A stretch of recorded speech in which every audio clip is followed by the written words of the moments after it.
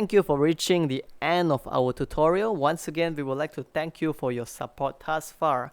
And if you find what we do here to be helpful, please help us by leaving a like, comment, subscribe, and share our videos. Thank you so much.